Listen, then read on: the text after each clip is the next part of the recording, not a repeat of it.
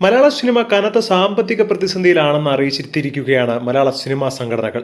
താരങ്ങളുടെ ഉയർന്ന പ്രതിഫലം ഒരു വശത്ത് നിർമ്മാതാക്കളെ വല്ലാതെ വലയ്ക്കുന്നുണ്ട്. അതുകൊണ്ട് തന്നെ ഒരു സമ്പൂർണ്ണ ഷട്ട് ഡൗണിലേക്ക് പോവുകയാണെന്നാണ് കഴിഞ്ഞ ദിവസം സിനിമാ സംഘടനകൾ സംയുക്തമായി അറിയിച്ചിരിക്കുന്നത്.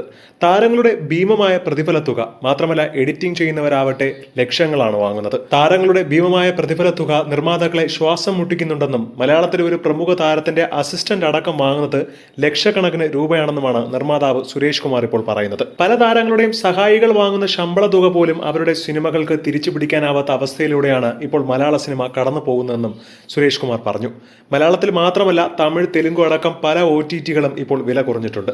മൊത്തത്തിൽ ഇപ്പോൾ നിർമ്മാതാക്കൾക്ക് കോടികളുടെ രൂപ നഷ്ടം സംഭവിച്ചുകൊണ്ടിരിക്കുകയാണ്. എന്നാൽ ഇതോടുകൂടിയാണ് സുരേഷ് കുമാറിനെതിരെ വളരെയധികം രൂക്ഷ വിമർശനവുമായി മലയാളികൾ രംഗത്തെത്തിയത്.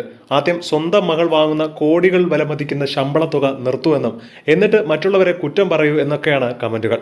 കാരണം കീർത്തി സുരേഷ് ഓരോ സിനിമയ്ക്കും വാങ്ങുന്നത് കോടികളാണ്. മാത്രമല്ല, മലയാള സിനിമ ഷട്ട് ഡൗണിലേക്ക് പോയി എന്ന് പറഞ്ഞ് ഞങ്ങളൊന്നും ജീവിക്കാതിരിക്കാൻ പോകുന്നില്ലെന്നും സിനിമ എന്ന മേഖല ഇല്ലെങ്കിലും മനുഷ്യരിവിടെ അന്തസ്സോടെ ജീവിക്കും എന്നൊക്കെയുള്ള കമന്റുകളും നിറയുകയാണ്.